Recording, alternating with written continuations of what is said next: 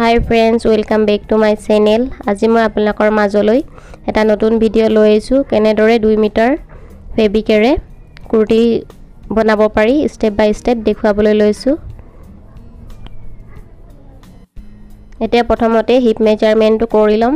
মোৰ হিপ আছিল 35ক প্ৰথমতে দুভাগ কৰিম। দুভাগ কৰিলে হ'ব 17.5 আৰু 17.5 ৰ লগত 2 ইঞ্চ एड करी 19.5 इंचत प्रथमते मार्किंग एटा करि लम करी कुर्तीटुर काटिंग करि लम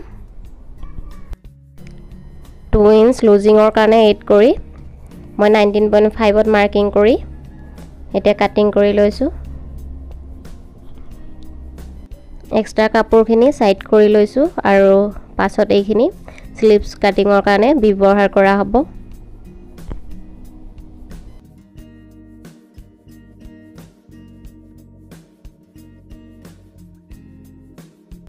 এতিয়া ডাবল ফোল্ড ফেব্ৰিকটো 4 ফোল্ড কৰি ল'ব লাগিব।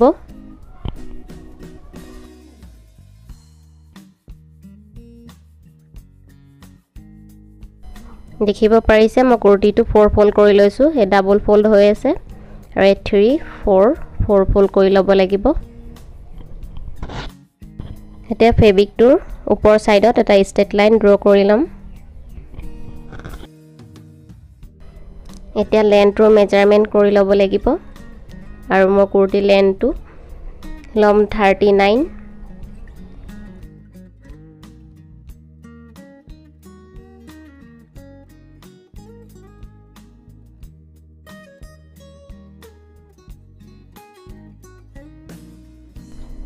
আৰু 39 ইঞ্চ লেন্থৰ লগত 2 ইঞ্চ সিলাই মাৰ্জিনৰ কাৰণে বঢ়াই ল'ব লাগিব। এতিয়া শোল্ডাৰৰ মেজাৰমেন্ট কৰিব লাগিব। শোল্ডাৰ আছিল 30 আৰু 30 4 ভাগ কৰিলে হ'ব 7.5 আৰু 7.5 ত এতিয়া মাৰ্কিং এটা কৰি লম।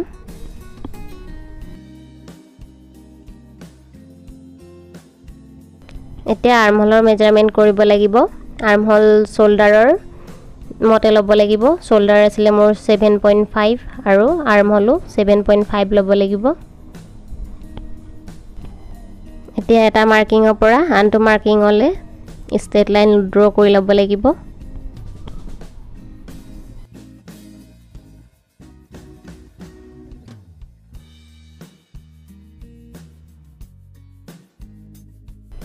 এতিয়া ওয়েস্ট লাইন ল'ব লাগিব। কমৰৰ মেজাৰমেন্ট 14.5 ত মাৰ্ক কৰিব লাগিব। এতিয়া হিপ লাইনৰ কাৰণে 20.5 ইঞ্চত মাৰ্ক কৰিব লাগিব।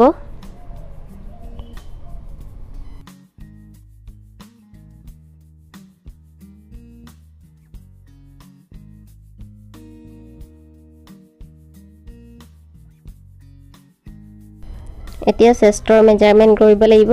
চেষ্ট আছিল 35 ক 4 ডিভাইড কৰিব লাগিব। 4 ডিভাইড কৰিলে হ'ব 8.7 আৰু এতিয়া 8.7 ত মাৰ্কিং এটা কৰি লম। এতিয়া ওয়েষ্টৰ মেজাৰমেন্ট কৰিব লাগিব। ওয়েষ্ট হল 32 ক 4 ডিভাইড কৰিলে হ'ব 8 ইঞ্চ। এতিয়া 8 ইঞ্চত মাৰ্কিং এটা কৰি লম। হিপ মেজাৰমেন্ট মতে বটম পাৰ্টটোৰ মেজাৰমেন্ট কৰিব লাগিব। হিপ মেজাৰমেন্ট মতে আছিল 8.7 আৰু এতিয়া বটম পাৰ্টটোৰ 8.7 ত মাৰ্কিং কৰিব লাগিব।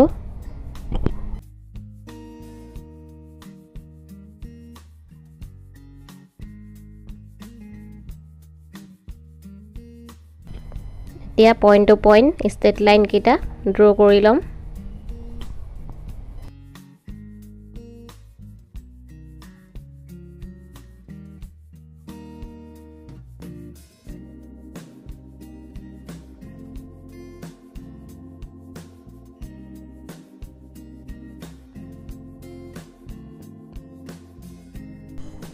এতিয়া 1 ইঞ্চ কৈ কাপোৰ বঢ়াই ল'ব লাগিব। 1 ইঞ্চ এড কৰি লৈছো মাৰ্কিং কৰি মাৰ্জিনডাল টানি লম।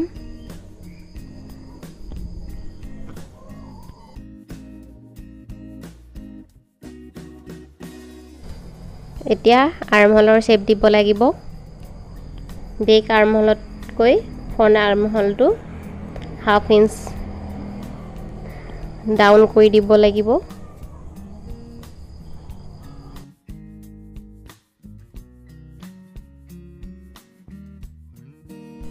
এতিয়া নেক উইথ ল'ব লাগিব মই নেক উইথ লৈছো 3 ইঞ্চ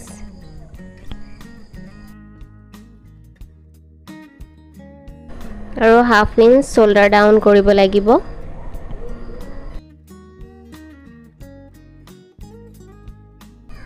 এতিয়া নেক লাইনৰ পৰা কুৰ্তিটো কাটিং কৰি লম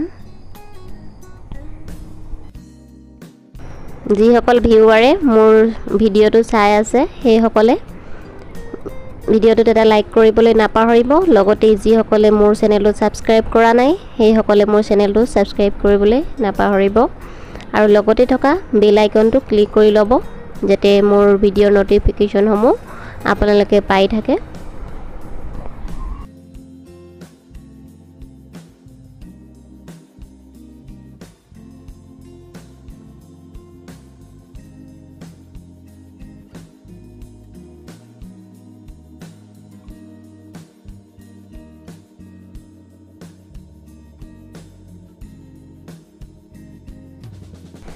এতিয়া ডাবল ফোল্ড হৈ থকা সাইডৰ জইনটো কাটি ল'ব লাগিব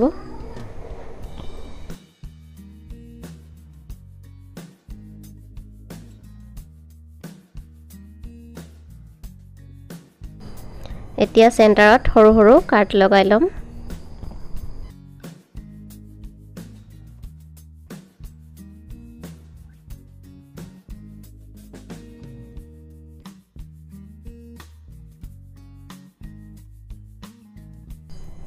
এতিয়া ফ্ৰণ্ট আৰ্মহলৰ শেপটো কাটিং কৰি ল'ম বেক আৰ্মহলতকৈ হাফ ইঞ্চ ডাউন কৰি ফ্ৰণ্ট আৰ্মহলটোৰ শেপটো কাটিং কৰিব লাগিব বেক পাৰ্টটো সাইড কৰি অকল ফ্ৰণ্ট পাৰ্টটো ডাবল ফোল্ড কৰি ফ্ৰণ্ট পাৰ্টটোৰ শেপটো কাটিং কৰিব লাগিব এতিয়া নেক মেজাৰমেন্টটো কৰি ল'ব লাগিব নেক উইথ লম 3 ইঞ্চত এটা মাৰ্কিং কৰি লৈছো আৰু ফ্ৰণ্ট নেক ডিপ লম 5 ইঞ্চত এটা মাৰ্কিং কৰি লম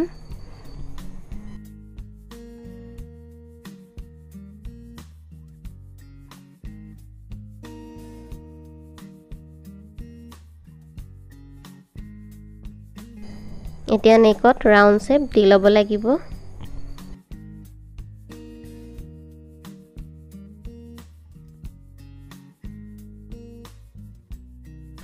কেনভাছ পেপাৰে নেক বনালে নেক পাছত কাটিব লাগে মই কেনভাছ পেপাৰে নেক নবনাও সেইবাবে নেকটো কাটি লৈছো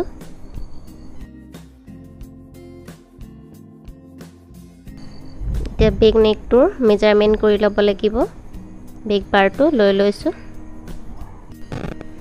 এতিয়া বেক নেক উইথ লৈছো 3 ইঞ্চ আৰু বেক নেক ডিপ লম 2 ইঞ্চ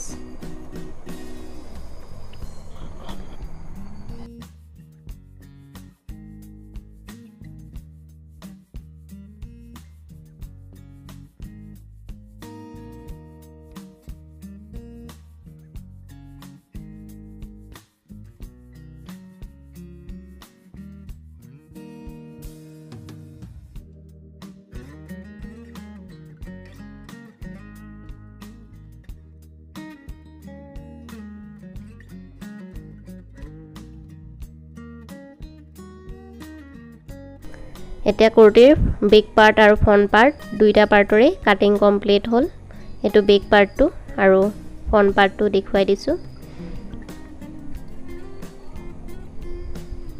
এটো কুৰ্তিৰ ফ্ৰণ্ট পাৰ্টটো এতিয়া বাছি থকা ফেব্ৰিকেৰে কুৰ্তিৰ স্লিভছ কাট কৰিবলৈ লৈছো প্ৰথমতে ডাবল ফোল্ড কৰি ল'ব লাগিব ফেব্ৰিকটো তাৰ পিছত 4 ফোল্ড কৰি ল'ব লাগিব এতিয়া স্লিভছ কাট কৰিবৰ কাৰণে ফেব্ৰিকটো ডাবল ফোল্ড কৰি 4 ফোল্ড কৰি ল'ব লাগিব আৰু আৰ্মহল লেন্থৰ লগত মিলাই আৰ্মহল উইডটো ল'ব লাগিব আৰ্মহল লেন্থটো আছিল 7.5 ৰ লগত 2 ইঞ্চ এড কৰি ল'ব লাগিব 2 ইঞ্চ এড কৰি ললে হ'ব 9.5 আৰু 9.5 ৰ লগত মই 1 ইঞ্চ সিলাই মাৰ্জিনৰ কাৰণে এড কৰি লৈছো আৰু 10.5 ত মাৰ্কিং এটা কৰি লৈছো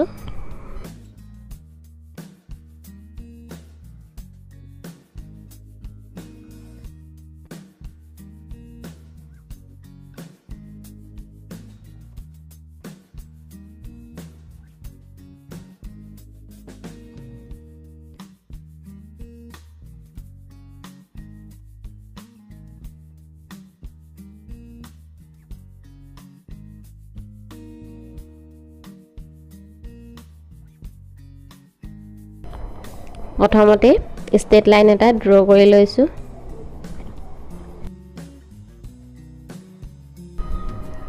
এতিয়া স্লিপছ লেন্থৰ মেজাৰমেন্ট কৰি ল'ব লাগিব মই স্লিপছ লেন্থটো লম 10 ইঞ্চ আৰু 10 ইঞ্চৰ লগত 2 ইঞ্চ সিলাই মাৰ্জিনৰ কাৰণে এড কৰি লম 10 ইঞ্চ আৰু 12 ইঞ্চত মাৰ্কিং কৰি ললো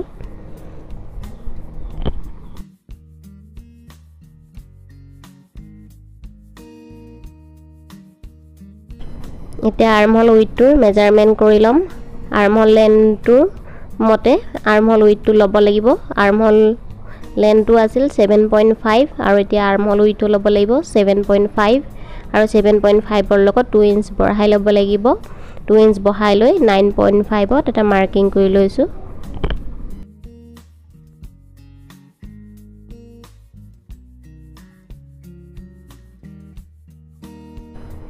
এতিয়া স্লিপছৰ দুইটা সাইডতে 3.5 ইঞ্চ 3.5 ইঞ্চত মাৰ্ক কৰি লম আৰু এটা ষ্ট্ৰেট লাইন ড্ৰ কৰি লম এতিয়া স্লিপছৰ ওপেন সাইডৰ ফালে 2 ইঞ্চত এটা মাৰ্ক কৰি ল'ব লাগিব এতিয়া 2 ইঞ্চ মাৰ্কিংৰ পৰা আৰ্মহলত ৰাউন্ড শেপ ড্ৰ কৰি ল'ব লাগিব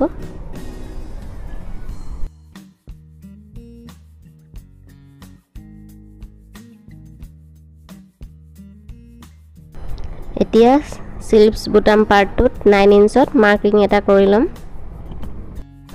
আৰু ফ্ৰন্ট স্লিপছ ৰাউন্ড শেপটো হাফ ইঞ্চ ডাউন কৰি দিব লাগিব